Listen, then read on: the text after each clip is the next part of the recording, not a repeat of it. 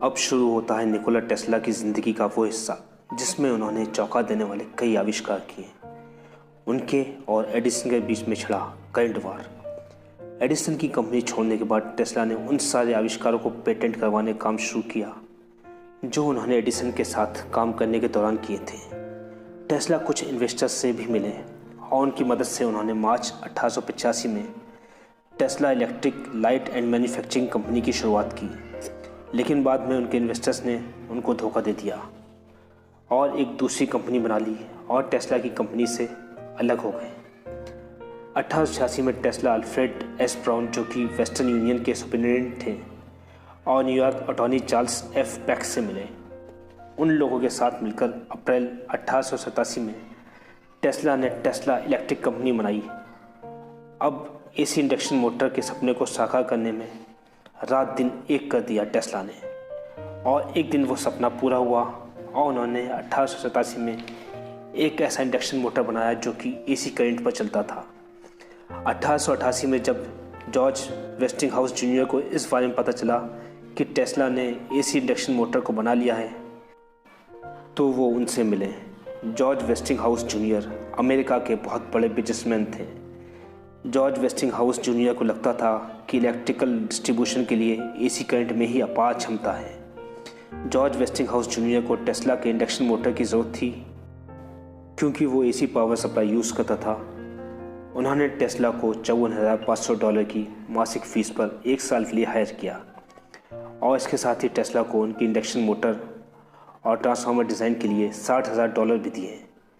Tesla की ज़िंदगी के इस मुकाम पर अगर करंट वार का जिक्र ना किया जाए तो ये कहानी अधूरी रहेगी।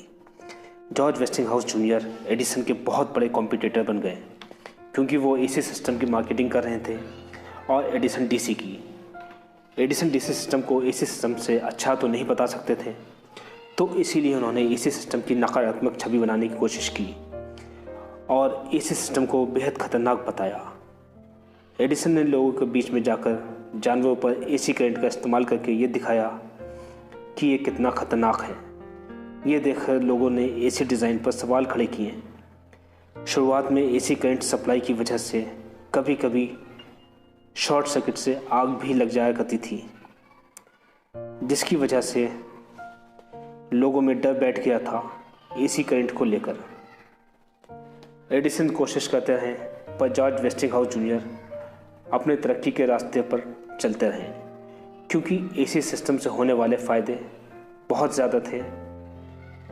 एसी करंट डीसी के मुकाबले काफ़ी सस्ता भी था। एडिसन घर में इस्तेमाल होने वाली बिजली को कम दाम पर और फैक्ट्री वगैरह में इस्तेमाल होने वाली बिजली को अधिक दाम पर बेच रहे थे, जबकि जॉर्ज की कंपनी सबको समान दाम पर बिजली दे रही थी। 1890 में न्यूयॉर्क स्टेट ने एडिसन से पूछा कि वो अपराधियों को सज़ा देने के लिए कोई नया उपाय बताओ।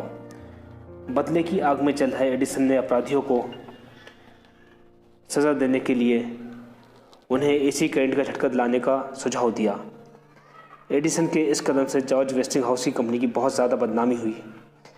1890 में टेस्ला ने टेस्ला कॉइल का आविष्कार किया। टेस्ला कॉइल का इस्तेमाल high voltage, low current, high frequency AC current को उत्पन्न करने के लिए किया जाता है। आज भी टेस्ला कॉइल का इस्तेमाल होता है। उस दौर में भी टेस्ला को लगता था वायरलेस कम्युनिकेशन संभव है, जिससे दुनिया के एक कोने से दूसरे कोने तक हम बिना किसी वायर की सहायता से बात कर सकते हैं।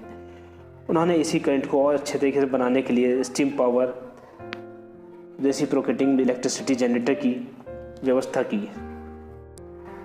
और इसको 1893 में पेटेंट कराया। टेस्ला के बचपन का सपना था नायग्रा फॉल्स से बिजली बनाने का। नायग्रा फॉल्स से 2,25,000 क्यूबिक फीट पानी हर सेकंड बहता है, जो कि इतनी पावर जनरेट करता है जिसको 2 लाख टन कोयला हर साल जलाने से मिलेगा। 1893 में नायग्रा फॉल्स की पावर से इलेक्ट्रिसिटी जनरेट करने का काम टेस्ला की मदद से जॉर्ज वेस्टिंगहाउस की कंपनी के द्वारा किया गया।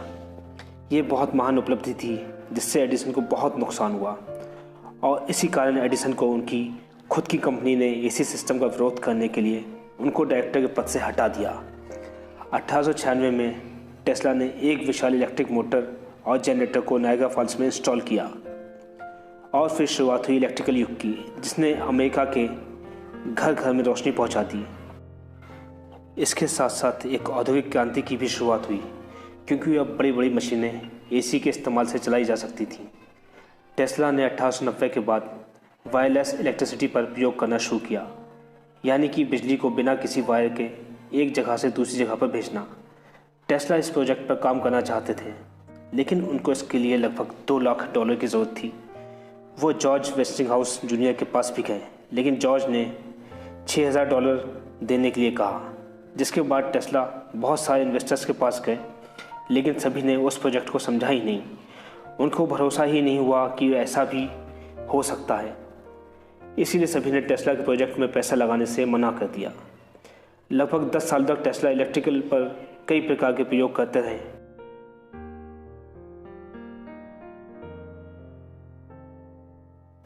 और कोशिश करते रहे कि कैसे बिजली को बिना किसी वायर के एक जगह से दूसरी जगह पर ट्रांसमिट किया जाए।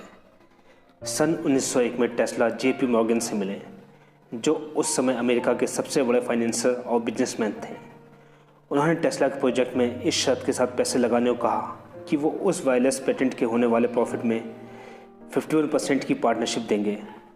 टेस्ला ने शर्त मान ली और मार्च 1901 में जेपी मॉर्गन के साथ एक डील साइन की। मॉर्गन ने उनको $1,50,000 दिए। टेस्ला ने काम शुरू किया और शोरहेम न्यूयॉर्क में वार्डनक्लिफ टावर बनाया। इस बीच मॉर्गन को ये पता चला कि टेस्ला वायरलेस लाइटिंग के प्रोजेक्ट से दुनिया में मुफ्त की बिजली बांटना चाहते हैं, और ये जानने के बाद उन्होंने उस प्रोजेक्ट में आगे पैसे लगाने से इनकार कर दिया। इसकी वजह ये थी कि मुफ्त की बिजली बांटने से उनको कोई भी लाभ नहीं होता और एनर्जी इंडस्ट्री घाटे में चली जाती, जिससे सीधा नुकसान उनके बिजनेस पर पड़ता। टेस्ला उनको पत्र लिखते रहे कि उनको और फंडिंग दे, लेकिन मॉर्गन की तरफ से कोई भी जवाब नहीं आया। किसी तरह से टेस्ला ने प्रोजेक्ट 1906 तक चलाया, और फिर पैसे की समस्याओं की वजह से उनको वो टावर की प्रॉपर्टी को कर्ज चुकाने के लिए गिरवी रखना पड़ा, जो कि बाद में 1915 में तोड़ दिया गया और इस प्रॉपर्टी को एक नए मालिक को बेच दिया गया। 1926 में टेस्ला ने यह भविष्यवाणी की थी कि जब सारी दुनिया में वायरलेस टेक्नोलॉजी पूरी तरह से डेवलप हो जाएगी, तब हम सभी एक दूसरे से बात कर पाएंगे, चाहे हम कितनी ही दूर क्यों ना हो, और ऐसे उपकरण बन जाएंगे जिसको हम आसानी से अपनी जेब में लेकर घूम सकते हैं। टीवी से हम एक दूसरे को बहुत नज़दीक से देख पाएंगे, जैसे कि हम एक दूसरे के सामने खड़े हैं। टाइम मशीन पर भी टेस्ला काम कर रहे थे, और उनका कहना था कि अपनी टाइम मशीन से वो एक ही समय में भूतकाल, वर्तमान काल और भविष्य देख सकेंगे। एक्स-रे, डेथ रे, MRI, रेडियो वेव्स इन्वेंशन से निकोला टेस्ला का नाम जुड़ा। और ऐसे उनका मानना था कि ज़िंदगी में सबको फ्रीडम चाहिए, चाहे वो मर्द हो या औरत। इसलिए उन्होंने कभी शादी नहीं की। उन्होंने अपने जीवन में जो कुछ भी कमाया था वो उन्होंने अपनी कंपनी के कर्मचारियों में बांट दिया, जिससे अपने जीवन के अंतिम दिनों में वो बहुत करीब हो गए। 7 जनवरी 1943 को जब उनकी आयु 86 साल थी, तो न्यूयॉर्क होटल में हार्ट अटैक आने से उनकी मृत्यु हो गई। दोस्तों, अगर ये वीडियो आपको पसंद आया हो तो प्लीज़ वीडियो को लाइक कर दीजिए, शेयर कर दीजिए और हमारे चैनल को सब्सक्राइब करना बिल्कुल ना भूलें। Thank you.